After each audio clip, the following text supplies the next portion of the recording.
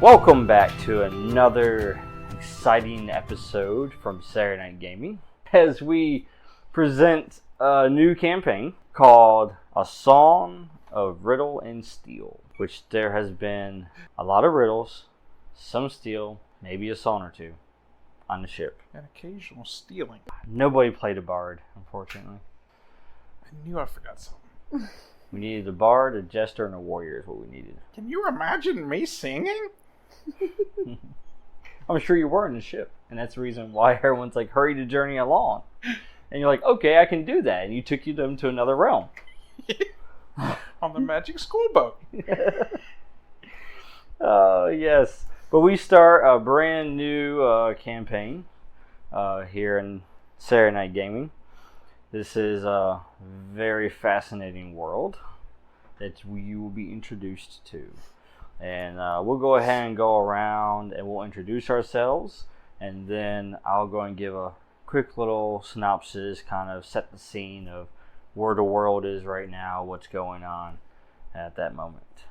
So go ahead and start over here on my left. Okay, I'm Laura, and I'm playing Fawn Leafwind. A druid? Yes. She's in What kind of druid? What does she Wood? focus on? Animals? Nature? Nature, yeah. Woodland, yeah. That's what I was going to say was woodland, but I didn't know. And what we that have was. found out that when you are able to summon beasts, it is actually very OP. Only if you do it right. You have a wide selection. Of CR2 level. Just throw the word dire in front of it and it's fine. Dire spider. Yeah, that's a modifier. Go for It's going to be a big bear. Two big bears. it. Name him Yogi. Be like a, Yogi and Boo Boo. Hey, boo boo. Does that guy look like a picnic basket? More like a beef burrito. Oh. I am Dan, and I'll be playing Repario of Turin, better known as Slimefinger. And I am a wild magic sorcerer, and I call myself a druid of the slime, even though I don't think those actually exist. You're more like a Sorlock. Yeah, kind of. You kind of lost that lock portion for momentarily. The patron kind of left me, though, so now I'm just sorcerer. You kind of deserve that one now. You just show up unannounced. Show up unannounced in his house, and then say, "Hey, I'm kind of tired of you trying to take my home." And he was like, "I'm kind of tired of giving you power." And I was like, "Oh." Aw. Yeah, he has you on probation right now. Took away my toy. Oh. And we have? Casey playing Alex, better known as the Spore Queen now, because I'm a druid that deals with spores, and she's changed a lot over, 1,000 years? And she found Yeah, give or out take a that few. dead Yeah. bodies make spores. No, dead bodies are great for spores. It's been about 866 years since the events of Crimson Throne. You've been back more recently than me. Now, she has been traveling also multiverse, so... I just You know. spent a bunch of time with my patron, and then he kicked me out. Yeah, and then you drugged me to the place, and he liked me more than you. Yeah, that's what always happens when you take a girl home to mom. Yes. And I am Scott. I will be the narrator for the night. We shall see where this story goes. You mean you don't hold the fates of the world in your hand? Oh no. No, I do not. He's too experienced to think he has any control here. Oh, That no. is, yes. It's just like that line from that famous movie that we won't mention right now, where you have no power here. It's the fate of the dice. Yeah. And what happens. Especially I when hope I'm my dice involved. like me then. Hope they like you. There's only so much I can do for you. Ooh, that was a 43. But I will tell you this, I will promise you I'll make it interesting. Oh yeah. So roll low, it'll be very interesting. I try to help you make it interesting. Yes. Let me go ahead and set the scene here for a moment. So, a lot has happened. Let's give a quick little recap from Crimson Crusade. So, that's where Slimefinger and Alex originated from, where you were shipwrecked on this island. You worked together with this party. You met the denizens of the island, which happened to be long lost members of a tribe that Vel once belonged to. And so you helped them kind of basically face the threat that was coming to the island in one big, huge siege battle, in which one of your party members had betrayed you. I don't remember that. No, you don't, but Vel does. I think I was busy on the battlefield when that happened. It's still a sore spot right there for him. I just remember a giant minotaur. There was, yes. After the events of that's when you took Alex to the other world, the realm of the primordial being that you call Donegar, and you introduced her to him, and that's when she became this version that you see now, this dark druid. And that was when I said, "You need to get out." And she actually returned back to this realm, but in a different area. No longer on the island, but instead went a little bit further north into the west in what was known as Krubak at the time. And Vel came back. He was brought back to life mysteriously. And You can just do that? his murderer was there as well. But of course, it all came at a price. Vel found out that he was a pawn in a plan that he didn't know anything about. Love it when that happens. I mean, hate it when that Yes. happens.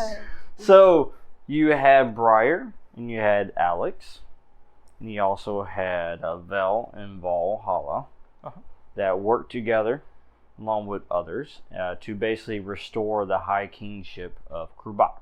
And that king became Vel, and he became married off to another half-elf named Rosemurda.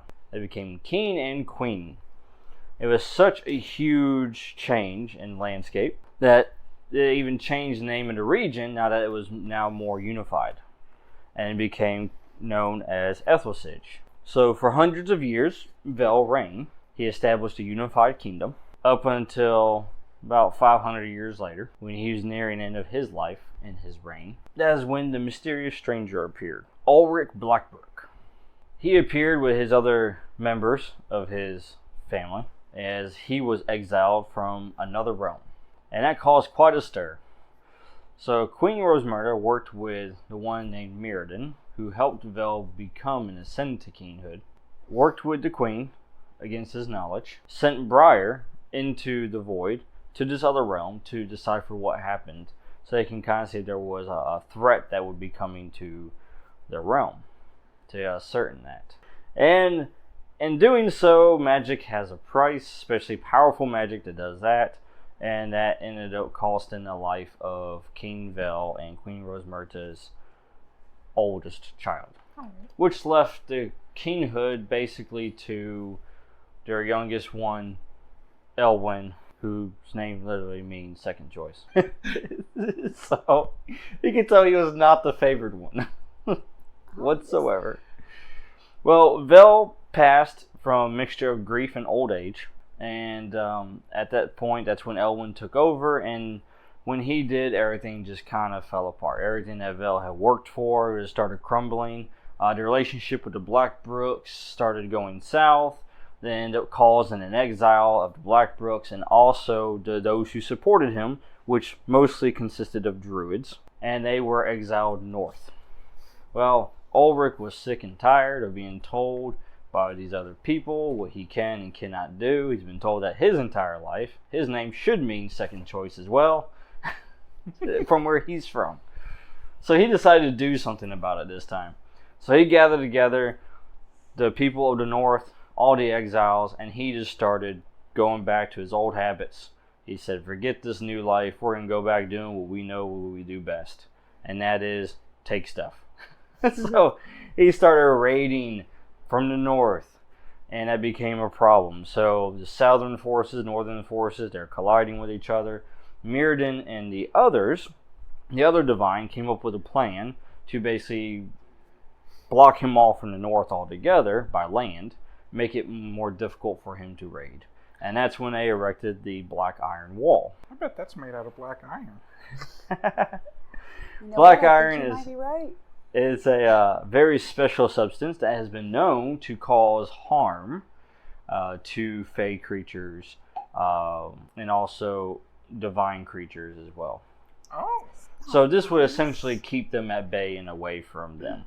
That's the whole purpose. Well, by doing this, the divine fell into what was called a divine sleep, because they exhausted most of their resources and power to do so, including Meriden himself. And then, of course, they were all sealed away in their respective places. And each of these places became known as a region of Ithilsig, and also became a house of its own. So then it became essentially the 8 houses of Ithilsig. So what once was a unified kingdom was now divided once again, thanks to the son of Vel. We'll just call him that, son of Vel. Not to be confused with Chavel or Velvet. Yes. But also during his reorganization, Elwyn lost his kingship. He was replaced because they thought that was best for these new houses to come into power. And that's what they did. They came into power. So not only was he removed, but he was exiled by the new king, who basically told him, hey, here's the deal. You're going to go away for a long time, because if you ever return, your sisters, they're not going to be living anymore. He basically exiled the one who could claim, kingship to the throne away. And then, of course, over the years, we've had this game that everybody's been playing, the musical throne. Who can control it the longest? King of the Hill style. I got it this time. I'll hold it for 1 year or 6 months. Just depends. And I've already got a friend that wants a spot on that throne. That is true. 2 friends. Which leads us to where you come back in. So upon this, years later, this individual named Shah, who was later revealed to actually have the spirit of Vel attached to him, went on this mission to basically restore the kingdom to where it should have been. And he was going to choose someone that was qualified this time. Wait, is that what we were doing? Well, that's what you were supposed to be doing. We all know how that works. And this is when Slimefinger appeared. So did Alex. She came back. And Briar returned from the void with news. But she returned 300 years later. That sounds timely. 300 years too late. That sounds timely. Yes. Oh, so working together with this mysterious mercenary named Olvin, who had a really weird curse attached to him, you managed to travel the kingdom and attempt to find a way to usurp the throne so that Shah could find a candidate to place upon there. And during this time, this is when Slimefinger was also met the Mistress of Magic, Morrigan. If that doesn't sound like somebody you want to place your king, I don't know who is. You also managed to find yourself on a pirate ship with Captain Roberta. On the magic schoolboat. Killed every single one of her crew and then sliced off part of her arm. I replaced it for a minute. You did. Now, granted, she had a very powerful artifact that you later retrieved from the bottom of the ocean And for later, some strange reason. and even later destroyed. Later destroyed, yes. And it was destroyed later when you made your way to the north of Everwinter, to the cryovolcano underneath it, which you found was the power source of the entire region. And what better way to destabilize a region than to eliminate the power source with a power source? It makes sense. I mean, Well, at the time it did. fusion? Oh no, I think it's more like ah. You gotta flip it around. It flipped me. And that was when the power source was destroyed, which you guys discovered was actually this individual named Violet, who was trapped within it, who was siphoning off of her divine energy. So in her weakened state, you guys brought her back to the ship. This energy was being released, and you, with the help of Vel, actually dove into her mind and actually freed her of this curse that was on her. So Violet is now regaining her strength, And with the help of Vel. Vel is helping to defend her brain He's from intruders. He's actually helping her regain her power. Yeah. You're still on the ship. Alex is there as well. Olvin had left once you guys broke his curse. He did swim away. He rowed away, actually. Oh, yeah, rowed. He rowed his Forgot boat. he took our lifeboat. He took your only boat. And your captain has gone missing. And so has It's okay. Jay. I saw the tracks. They're just checking out the woods. Yeah. And what you have found is that this energy, after it finished releasing from the Carl volcano, actually turns out it was our primordial dragon that was trapped there all along, and with the help of Violet, unknowingly, was taking her essence and restoring itself. That sounds like something we could use to help defend us against Danica. I mean... And what you have found, with the help of Violet and Vel, is that the plans of this dragon was to align with Ulrich Blackbrook, who was camped at the base of the volcano, or cryovolcano, excuse me. And now they march south towards the southern kingdoms. With the dragon at their back and Ulrich's army, it seems like there's trouble on the horizon. So now we're going to find out whether that book that I read in the library was right when it said that pirates are bad. I thought they don't do anything. That was just a specific group, They and that was after I threw acid on them. were real vegetables. Especially after I threw acid on their boat. I mean, the river slug. Yes. The river slug, that was awesome. I remember that. And this is where we are now. So you're on the ship, which is on the western coast of Everwinter. Your captain, the only one that can actually, pilot the ship, is missing, along with Jay. If only we had somebody that could teleport the ship. If only had somebody could tap into his power and do that. I could tap into her power and do it. And what you My have, patron loves her. so you have Alex, you have Slimefinger, you have Violet, who is recovering still with her power. She overexerted herself when she teleported herself to spy on Ulrich and come back. It's okay though, because she can sleep it off in the boat. That's what she's doing. Shaw is still snapping his fingers trying to create fire, because he realized now that he has magic potential without Vel, and so he's trying to figure it out without setting the boat on fire. It'll be a snap. It'd I'll teach him the trick. be gone in a flash. Add more mana. And more mana. No. That is Slimefinger's advice for anything. If it's not working, Oh, it needs a little bit more mana. add more mana. If you're not teleporting far enough, add more mana. Having trouble waking up in the morning? Add more mana. Slimefinger's Guide to the Multiverse, add more mana. Alright, and this is where we start here. You receive all this doom and gloom and everything. The mission of Vel is still alive. He's just in a different body right now. And you guys see trouble brewing on the horizon. But, Slimefinger, I'll take the helm. No. you Oh, feel really bad about the captain, because you know what it's like to be taken prisoner. So, you feel like you should go investigate.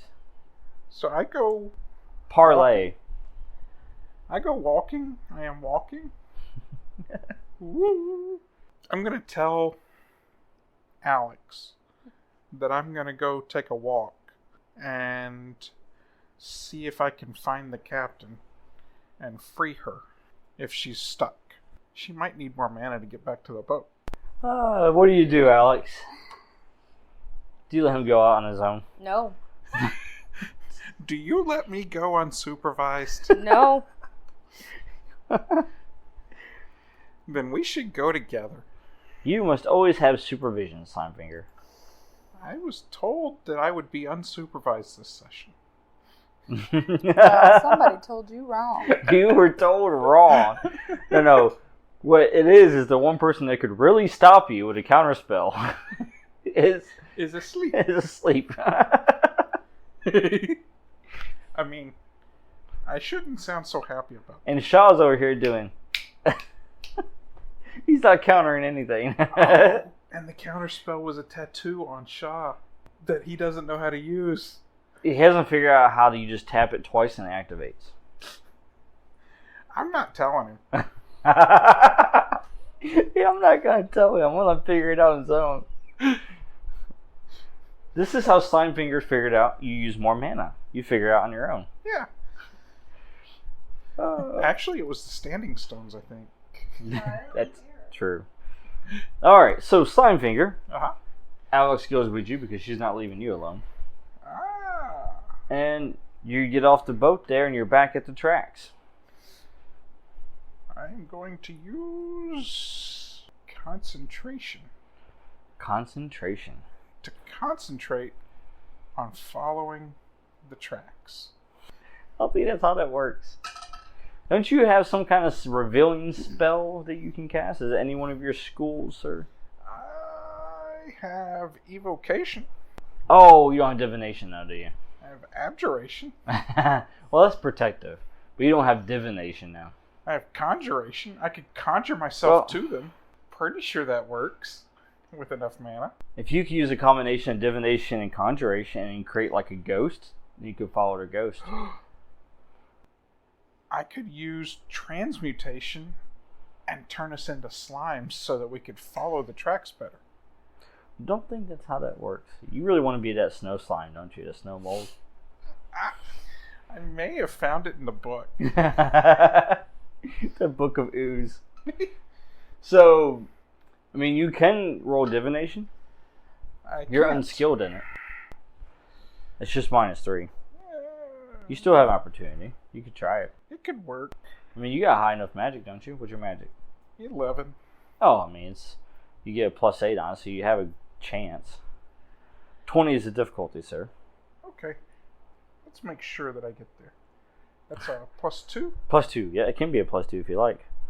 So that's a +10. So that's a 18 total. 18. Oh, man. That's 2 off. Are you going to spend another one to re-roll? You get it's basically a 55% chance that you'll hit it. Yeah, we'll go ahead and try to force it. We'll use the good die. Try to force. That's a 19. Is it really? Yeah. Oh, you rolled a 9. Nice. I thought you rolled a 19. Wait, yeah, because 9 + 2 + 8. I thought you rolled a 19. No. Yeah, that's It's a 19 I total. thought it was a natural 19. That is a 19 total. Well, However, I spent magic for that. you did. Did I actually spend mana? You didn't tell me. No, it was a concentrate. You didn't really need to spend mana for it now. Nah. No. So, alright, well, you got a partial success on that, sir. Why do I have a third? Oh, you gave me one. I did. You're like, you held it over here so you wouldn't use it. It's like your savings. Yeah. You see my checking and my savings? As long as the left hand's holding it, the right hand can't spend it. That's true. Alright, sir, so you got a partial success on it. So, As should be expected when doing something I'm not good at. you did actually pretty good for not being any skill whatever in divination. You're like, hey, I've seen somebody do this before, so this is what I've seen. You do your hand like this and your hand like this and stuff happens. Writes down divination as my next skill to learn. Imagine me with ultimate vision. So what you've done is you're able to essentially see a ghost, so to speak, of it. But you have to concentrate in order for the ghost to remain. Is it like an after image of them walking? Yes. Ooh. And you have to remain concentrating on it. I'm going to do that. You don't have to roll or anything for it. You just spend an action to concentrate. Oh, okay. Well, Unless, of course, you're being attacked or something, then you have to roll. Spend an action to concentrate. So basically, you have to spend an action each turn and concentrate on this image. Otherwise, it goes away. I do so. Okay. Because I spent a lot of energy on that. Alex, you see this. You see this, like, after image. It's not a spirit or a ghost. It's just, like, They the went past. that way. I found out that I can do divination magic. At a cost. Everything has a cost. I could have used more mana. No. So we should walk that way. Okay. That guy right there, he's leaning this way, so I'm going to walk like him. Alright, so you follow this image, this Uh-huh. after image, okay? You follow it through the forest, and you start seeing more tracks, start seeing drag marks, and then you start seeing even more tracks are added in. Like they got friends, hopefully. Now it's a party. Aha! Wherever 3 or more are gathered, it's a party. And this after image basically takes you to this encampment. Mm. And this is the encampment that you were told about by Violet. Do I get to see a dragon? You do in just a moment, actually. So you see this after image basically repeat itself as it walks, goes into the encampment. Then since it goes too far from you, it resets, walks, goes towards the encampment, goes too far from you, resets. I'm going to keep watching that. You got it on repeat, basically. Now, as you do that and you're on the outside of this encampment, you guys can already see the smoke and everything. You already know from Violet this is a very large gathering. So the encampment's still there? Encampment's still there. You guys are currently in the trees right now, in the forest. I'm going to stop making that thing happen. You're not going to follow it anymore. I'm going to just assume that they went in there. Gotcha. Alright, so you drop the divination. Okay, drop the after image. Mm-hmm. And this is what you see. You hear large wings beating. And you look up, and from the center of the encampment, you see this large, like, white and blue dragon. And then it just basically takes off, and it goes into the sky, and just goes off towards the south. If I know one thing about dragons, they're always friendly. So, the dragon has left the encampment. And this dragon was one that Vel couldn't even touch. I'm pretty sure he's friendly. It's fine. No. If I remember, there was a dragon called Koff, the magic dragon. And he taught me magic Thought it was fuck. back at the school. With 2 F's. He polymorphed himself into a gnome so that he could get into the school. Okay. So, you see this encampment now in front of you. Very large encampment. And somewhere in this encampment is where your 2 missing persons are. So what do you 2 do? I am very lucky to not have the ability to sneak. So I am going to run distraction for you by walking in and asking where our friends are. That does not sound like a good idea. And then you can sneak in and actually find out where they are, because these look like pirates. And if I know one thing about pirates... into a dragon that's Can you- not as big as... Can you 'cause I've Dargan? seen it. You can Dargan. Neat. But I can't be a big one. I can You only be- you see the Black Dragon clan banners on the outside. Did one of us hold on to the sigil? No, because it was given to Jay, remember? By Violet? Not Violet, Briar. Briar gave Jay the symbol for him to take to show to the captain. But if I can find Jay, I can give him Bobby. You could. You never mind. No. We'll just leave that one alone. Yes, you could. You could reunite them once again. And if necessary, into the vial. So, how do you approach this? What are you going to do? You know nothing about the inside of the encampment. The best way to find out is to walk in. I was gonna... Get help. I'm small enough you could throw me. I was thinking of just I'm only 3'5". changing into a smaller dragon. Obviously it'd be green, but... Can you shift into a dragon now? Do you have that wild shape ability yet? I have shapeshift. Right, but do you have the wild shaped dragon? I thought I already had that, since it's a legacy character. Have you ever shifted a dragon before? Because Briar had to pick up like 4 different types of shifting so far. Yeah, you can shift into any beast essentially with the regular shape shifting. But to shift into other creature types, you have to pick it up specifically. Like Briar had to pick up elemental to shift into elementals. And the Chimera ability lets her shift combinations. Yeah, up to 3. But you can do beasts though. I want to say it had Wild Shape Undead, but I'm not sure if you have it on there or not. We could do the Aladdin thing. Turn into a woolly mammoth and I'll ride you in. I don't even know what a mammoth looks like. Yeah, she hadn't seen a woolly mammoth. I saw one in a picture book. That you have seen. I have not. But... Well, I'm sure there's plenty of woodland creatures. We've already been over to beast. We know there's a lot of them. Yeah. So, it's just a matter of picking which one you want. Or, you could go squirrel. You could go squirrel. There's squirrels everywhere. Or a deer. You could go deer. Deer You just gotta think about what would look normal walking into an encampment. Elk. Pretty sure it's an elk. You can go one size lower than you are, too. So Horse. you can go small. A horse. You could they're go going horse. to want to ride the horse. Yeah. Unless you're wanting me to ride. Yeah, probably. It wouldn't be as bad. You're a gnome, though. I am. Can you do pony? I didn't mean that. I meant a gnome just walking in there is kind of like... I could do slime. I've already done that. Yeah. It was by accident that time, but I'm pretty sure I can do it now. Just create the ooze, the cube. Just a gelatinous cube rolling into town. Nothing to see here.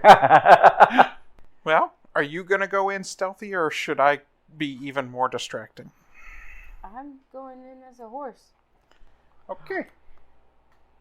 But not as a green horse. It would be like normal color. Right. So you're not Beast Boy. Are Alright, you? then I'm going to be loud and boisterous whenever we come into town and be very happy that there's a fire. The British are coming. Oh, I was freezing my rocks off out here. I'm glad I found this encampment. Thank you. Can I have some space around the fire? My horse is even cold. You can utilize. I think that would be If I have 2... charisma. 2 into shapeshift, what counter do I have? Is it a 6? Yeah, I think it's a 6 anyways. Let me check. It's a 4 usually. It's a 4 start off, but I have 2 charges in it now. Right, this gives you 2 opportunities to use I think Briar picked up a feat that made... or an exploit She did, I believe. Let me double check it that though. made it 6. Just to give you the answer. Yeah, it's a D4. Unless you pick up that exploit that gives you bumps it up. So it's a D4. But yeah, you can shapeshift into the horse. And if you like Slimefinger, you can utilize the equipment to basically make yourself appear to be a normal person. You mean transmutation? Well, I mean, you could do that too. But I was thinking just put like a lot of heavy clothing on. Yeah. Sit on some bags. Naturally. I'm going to sling our 2 packs over the horse and tie them together so that I can sit on its back. There you go. And it'll look like saddlebags. There you go. Blend in. Alright. Fantastic. So you're going to shift, correct, Alex? Awesome. And then you're going to kneel down so that I can get on. Because I can't even jump that high, and I have athletics. You're like, it takes me a minute, guys. I once rode a horse, is what I'm going to say tomorrow. Tomorrow I'm going to be able to say I once rode a horse. It's Slimefinger's little pony. Friendship is magic. We just need to add more mana. You're going to use the evocation and throw rainbows at people. Writes down School of Friendship. You could be a squirrel overlord. The Squirrel King. I really want to do that now. Alright. So, you guys ride into the encampment. So what we're going to do here is going to have you basically kind of go through the encampment, and you're going to go ahead and let's do this by making perception. So both of you can make perception. You assume so. And we're going to say you're taking your time because you guys are blending in, so we'll make the difficulty 15. 18. Did you roll a 1? I have a -3 on my wisdom. And I rolled a 1. That got you to 0? Wait, why do you No. have a -3? I have a 2. -3 because I'm unskilled in perception. He's unskilled in perception. +1. Got me to 0 exactly. What did you get over there, Alex? Well, I'm not proficient in perception, But you're trained, though. Are you trained at all? No. Oh, so yours is -3 also. yeah, but I have 6 in wisdom. Okay, so it's a +3. What'd you get on the roll? I have 18. Okay, so +3 is 21, right? I'm glad okay. I was riding my horse. I was so cold I couldn't see anything. Oh, sir. Hold on one moment. That's +2 attribute points. That is. That's +2 attribute points. That's also a favor. And you're going to enjoy what happens next. Oh. Something tells me you're actually not going to enjoy it. Well, you'd be surprised. Slimefinger enjoys a lot. Mm-hmm. Sometimes fate's with you, sometimes it's against you. It's always interesting. You just have to embrace the chaos and it'll embrace you back. Alright, so this is what you find. There are actually 5 different sections to this encampment. A, B, C, D, E. Okay? So you have found 5 different sections. Now, unfortunately, you did not find the specific section that you're looking for the prisoners. Mm-hmm. Because while you're doing that, Slimefinger, your cloak got caught. And when it did, it pulled it down. And all of a sudden, everyone looks over at the horse and sees a gnome sitting on top of the horse. But I have saddlebags. Yes, you do. And so you see these large Blackbrook clan members. Mm-hmm. And they look at you with these tattoos on their face, with this braided hair, with these round shields and their axes. That looks painful. They look directly at you and point their axe and they say, "Who are you?" I'm Repario of Turin. Who? Repario? of Turin. Come on, guys. You know me. Why are you stealing one of our horses? I'm not. This is my horse. I was looking for a fire. It's cold out here. Freezing my rocks off. They look at you confused. Like you're saying words, but they're not quite understanding what you're trying to say. That's probably the accent. I'm sorry. I mostly speak ancient Dwarvish. So are these humans? Or... Mostly humans from another world, if I remember right. Yes, they are. Yes, they are. They're from a different realm, so they're basically humans, but they're from a different realm. And these were actually born here by this time. Slimefinger doesn't know. But Slimefinger doesn't know that. No. All you guys know is that they're barbaric in nature. Is what they are. All the stories you've heard. Yeah. So they tell you, they point their axe at you and they say, "Get off the horse now. Come with us." Would one of you help me down? The horse is very obstinate. I kneel down, though. Oh. Of course now you kneel down. It took me 4 hours to climb up on you. You're gonna just kneel down to let me off? I could just buck you off. She probably does. So, I get down, and I'm gonna go, take me to your leader, or your fire. I need warmth.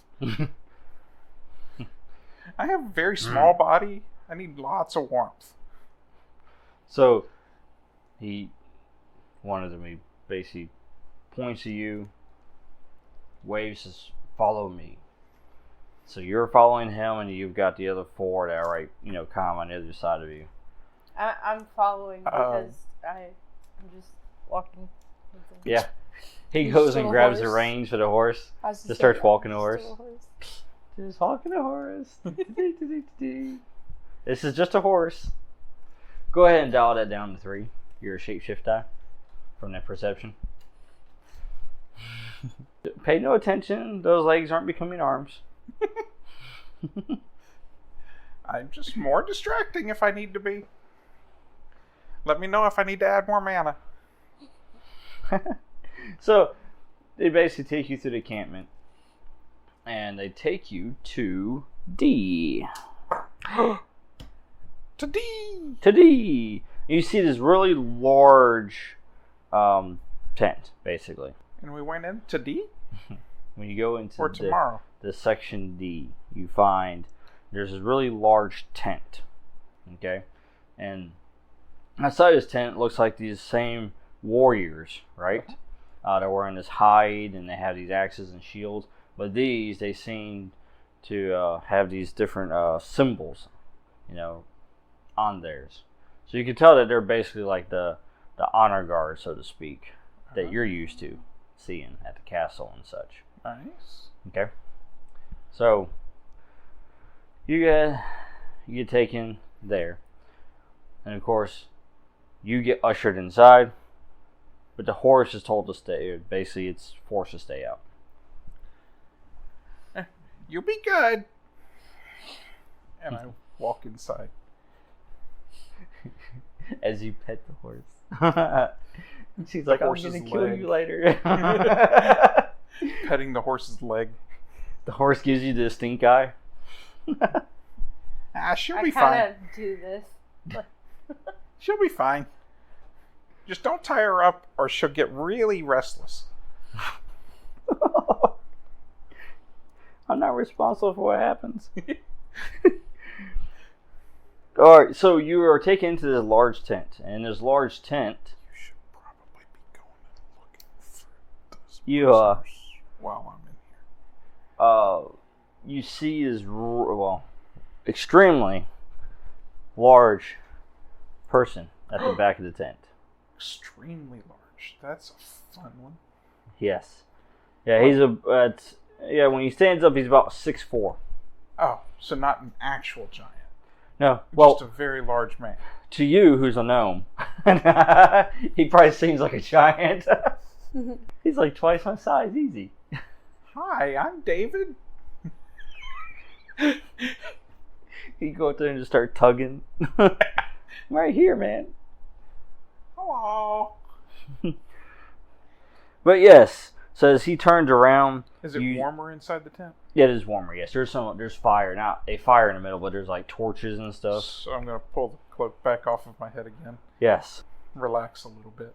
So what you see is this gentleman stands up and turns around. He's about 6'4". He has like this tan complexion. His eyes are aqua blue, so he's like blue eyes. And of course, he's got the brown hair similar to the other members, and it's got braid. Part of it's braided. Part of their culture. And he is very stout. You can tell he's got some muscle on him. You're built a lot like the dwarves. And you see... Except bigger. Taller dwarf. Yes. I'm going to call you Tall Dwarf.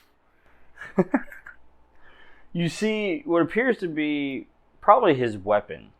It's over there. There's a log, right? And you see that the axe head is inside the log. And the shaft of the weapon turns into basically what looks like a hammerhead, kind of like a war hammer, right? Oh. But on either side of the hammer has 2 axe heads. It's a very unique weapon. So the axe heads stick out of the hammer? Yeah, on the sides. Okay. So the part that you would smack things with to hammer it has an axe head on it. Ah. So it's just heavy axe. Yeah, essentially. That's probably good for execution.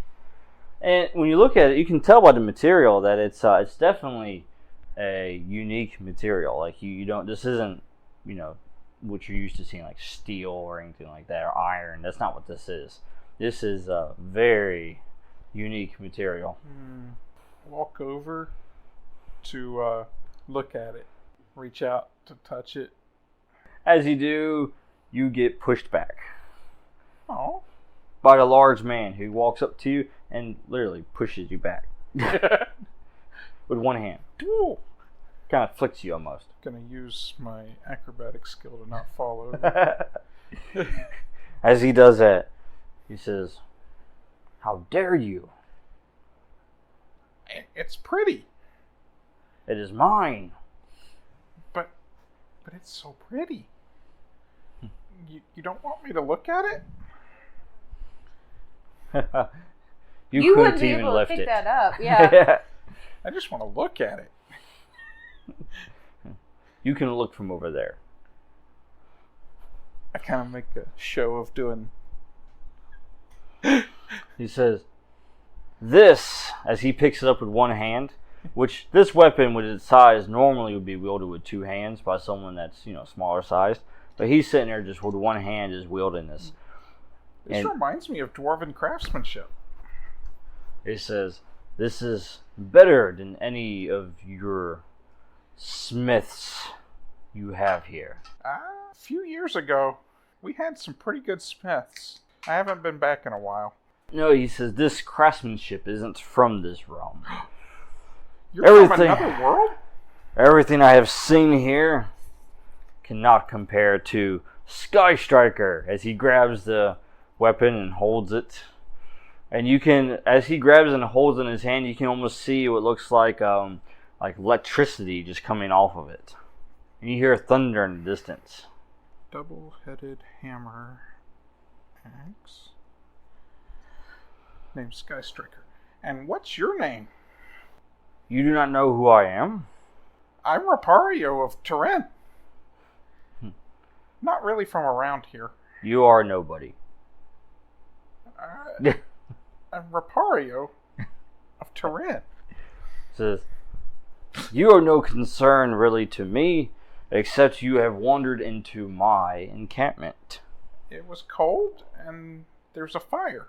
They took me in here. It is warmer. Did you see that dragon fly over earlier? That was cool. He says, "I am Ulrich Blackbrook, Ulrich Blackbrook. Jarl of the North, soon to be Jarl of this kingdom. All of it." Of every